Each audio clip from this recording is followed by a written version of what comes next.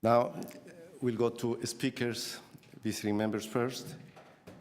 Yes. Councillor Fletcher. Thank you, Mr. Chair. And as everyone knows, this is an issue I'm very interested in. I always like to visit your committee. You've got a great committee. Of course, the staff are fantastic at ML&S. But I am on other committees, so spending the morning here means to me that I'm very interested in this because I'm very interested in the welfare of animals. And I thank everybody that came today, no matter whether they want to have exotics in the classroom or don't believe in that. I think everybody is dedicated to the welfare of animals. We just have some differences. And I will just say once more, I became very aware of the situation of exotic animals in the city of Toronto when a number of years ago I got a call from a constituent who said, there is a kangaroo on a leash on Carlaw Avenue. And I thought maybe they have been down at one of the pubs on Queen Street or at the Duke. And then there was another call that said there is a kangaroo on a leash on Carlaw. I could not believe that and went out to check. And yes, there had been a kangaroo on a leash, taking a kangaroo for a walk at one of the businesses that display exotic animals in classrooms and in seniors' homes and many other places.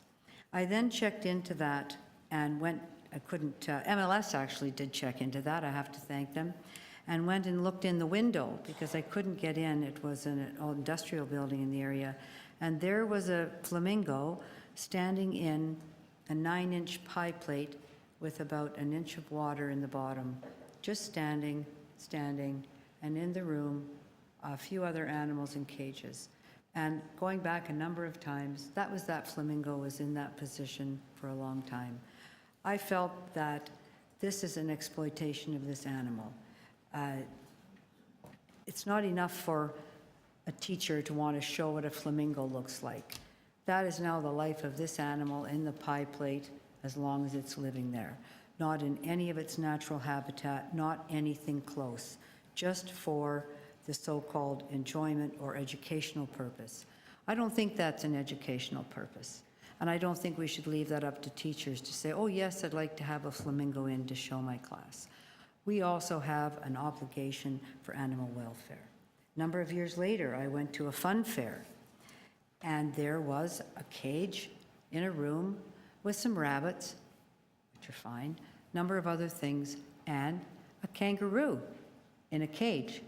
Same kangaroo that had been, I guess, I hope it was the same one, it was still alive, that had been on a leash in the neighborhood. That particular business had moved out of the neighborhood after having a number of visits from ML&S and moved to another part of the city or part of the GTA. But we're still bringing animals of this nature for display. I simply don't think that that is an educational purpose. I'm very much taken with Catherine Sussman's very helpful, very, very helpful thesis that she's written, talking about what is education. What does it mean to see an animal in those circumstances? What does that educate you to think about that animal? I'd say that that could be construed as negative education, as she has shown us, because there's nowhere you're ever going to take a walk in Algonquin Park or go anywhere and see a flamingo out on the reeds. So it's just, and I understand people have built their business in this way, but I think they need to tailor their business to the list of animals that are not prohibited, and that there actually can be a fairly significant educational purpose. I'll just finish up to say that I come from Sault Ste. Marie, and we had a little zoo there in the Sioux, and what was in it was a big black bear, a beaver, and a fox.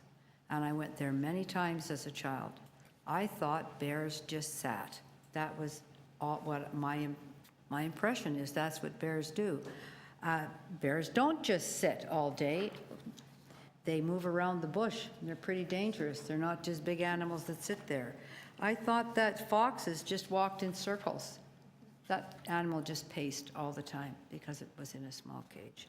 And I thought that beavers just went in tiny little areas rather than the hundreds of miles that they roam or dozens of miles that they roam. So that was an educational institution, but I didn't get a very good education there. Thank you. Thank you, Councillor Fletcher.